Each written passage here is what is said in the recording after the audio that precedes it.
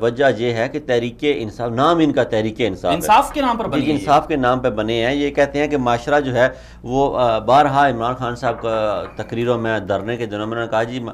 ظلم و زیادتی کے ساتھ تو معاشرے جو ہیں وہ چل نہیں سکتے اور ناانصافی کے ساتھ معاشرے نہیں چل سکتے۔ تو عمران خان صاحب یہ بارہا کہہ چکے ہیں، تو اب جب حکومت میں آئے ہیں تو اب عوام کو تو تبدیلی چاہتی ہے۔ ہم معیشت پہ کڑوا گھونٹ کر لیں گے، ہم پیٹرول مہنگا برداشت کر لیں گے، ہم بجلی مہنگی برداشت کر لیں گے، ہم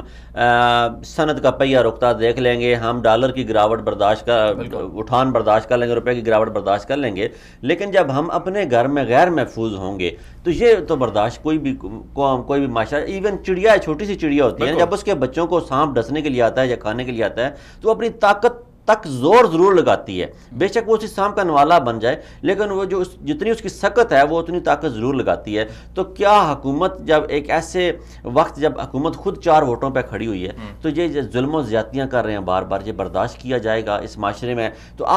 میں یہ سمجھتا ہوں عددی برتری بھی نہیں ہے حکومت کے پاس پارلیمان میں، تو کیا آپ رائے کیسے دیتے ہیں، کیسے یہ قانون سازی کریں، کیسے آپ، اگر آپ کو کہا جائے کہ آپ حکومت کو کوئی مشورہ دیں تو آپ کیسے مشورہ دیتے ہیں حکومت کو؟ دیکھیں میرے پاس 2 مشورے ہیں۔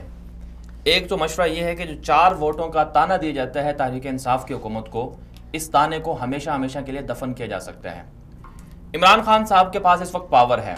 پورا پاکستان ان کو چاہتا ہے، پاکستان میں ان کی پاپولیرٹی ہے، بیرونی دنیا ان پر اعتماد کر رہی ہے، سعودی عرب، متحدہ عرب امارات سارے ان کے ساتھ کھڑے ہوئے ہیں۔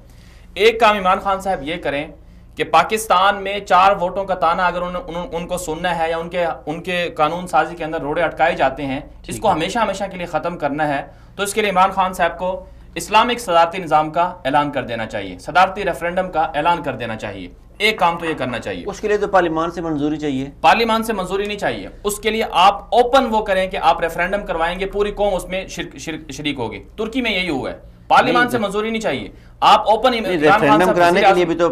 قرارداد چاہیے نا، پارلیمان سے قرارداد پاس ہوگی تو پھر ریفرینڈم ہوگا نا ملک میں، تو ریفرینڈم پہ خرچہ آئے گا، اربوں روپے لگیں گے، وہ کون دے گا؟ ٹھیک ہے، اربوں روپے جہاں ہم ووٹوں پہ لگا سکتے ہیں تو وہاں ریفرینڈم پہ بھی لگا سکتے ہیں۔ تو پھر ریفرینڈم تو قانون جب وہ عوام ان کے پاس اکثریت ہے، اس اکثریت کے ہوتے ہوئے عمران خان صاحب پارلیمنٹ میں یہ قرارداد لے کے جا سکتے ہیں اور وہ قرارداد منظور بھی ہو سکتی ہے۔ جب یہ کام منظور ہو جائے گا تو اس کے بعد جو ہے دوسرا کام عمران خان صاحب کو کیا کرنا ہے، پھر اپنی مرضی کے وہ جو چاہیں، اگر وہ انصاف کو لانا چاہتے ہیں، ظلم ختم کرنا چاہتے ہیں، تو اگلا جو اقدام ہے وہ بھی کر سکتے ہیں۔ وہ